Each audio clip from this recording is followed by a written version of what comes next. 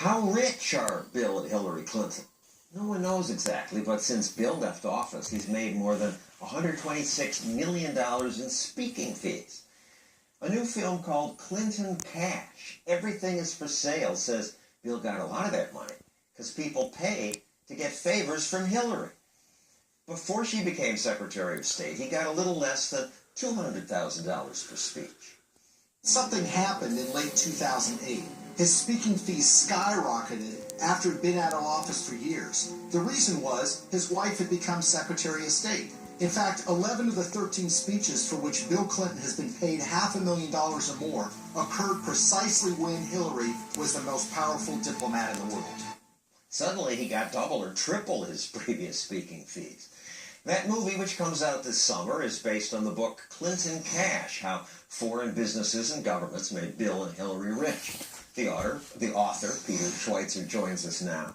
Really? Speaking, the rules get changed? It's that clear? Yeah, I mean, think about this, John. If somebody actually gave a politician or their family member money directly for a favor, that's breaking the law. But if you say it's a speaking fee and you pay double or triple the normal rate, for some reason, that seems to be legal, or at least it's deemed legal by some people. I think you see these rising rates to Bill Clinton after she becomes Secretary of State is evidence that clearly the people that are paying him are expecting and hoping to get something in return. And there was a pattern. This happened often. Yes, it happened often, and it's what you might expect. Entities that had no interest in having Bill Clinton give a speech before his wife was Secretary of State, suddenly she becomes appointed Secretary of State. You have a friend of the President of Nigeria who suddenly offers him $700,000 apiece for 2 speeches. You have an investment firm in Moscow that's tied to the Kremlin who'd never paid for him to speak before, suddenly giving him $500,000 again and again and again, and then they end up often getting favorable action in return. The most outrageous one is the Swedish telecom case. Ericsson, a Swedish telecom company, is having big problems with the State Department under Hillary Clinton because they have this habit of selling telecom equipment to repressive regimes in places like Iran. Ericsson decides in the midst of this that this would be a great time to sponsor a speech by Bill Clinton. They'd never done so before. They decide to go in big, $750,000 for a 20-minute speech. Bill gives a speech, and literally 7 days later, the State Department comes out with a statement saying, we're not going to take further action against Ericsson. We're going to ask them to police themselves. Most of your film is about the Clinton Foundation. It employs lots of friends of the Clintons, and it's now raised more than $2 billion. The money is supposed to go to help people in need. After the earthquake in Haiti, the Clintons said, our foundation will help. The aid is coming in, we're getting it out, there's just not enough of it yet. Hillary Clinton's State Department would oversee the reconstruction. The Clintons had their own agenda. The interests of major donors who had a vested interest in spending that money in Haiti in ways that would benefit them. Probably no one came out better in the Haitian reconstruction effort than an Irish billionaire named Dennis O'Brien. He's a Clinton Foundation donor, giving them between $5 and $10 million. O'Brien owns a cell phone company called Digicel. Digicel applied for grant money that was meant to help establish phone service in Haiti.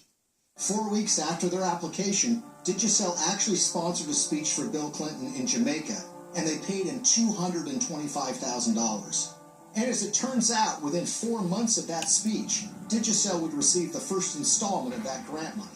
Unfortunately, we're used to seeing scenarios where there's a crisis in a country, there's a natural disaster in the developing world, and the aid and assistance never quite works out. What you have in this particular case is not only the aid is inefficiently spent, but you have the added problem that some people actually made out very, very well as a result of the earthquake. And the common denominator seems to be they either sponsor speeches by Bill Clinton or they are major Clinton Foundation donors.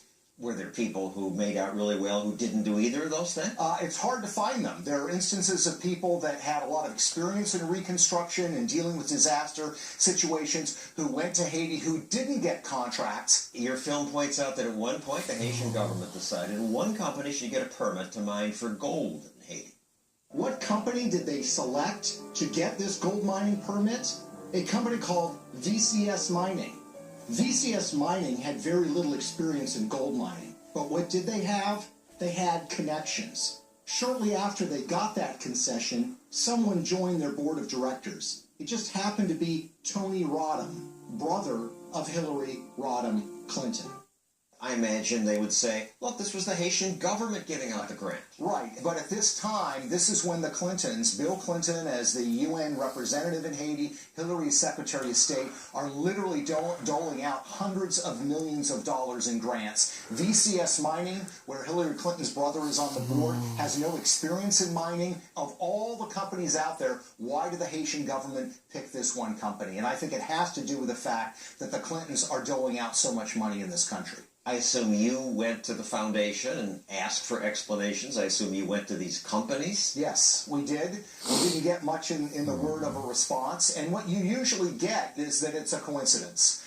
Me personally, believe we need to follow the money, and I don't believe that the Clintons exist in a parallel universe where they're... It could be coincidence. You can't prove that it's a scam. No, that's right. In none of those cases, is somebody stupid enough to send an email that says, do this and we'll give you the money. It's the pattern of behavior, and I think most people intuitively get it, right? If somebody shows up and gives a politician lots of money, and a few days later they take favorable action, the events are probably connected.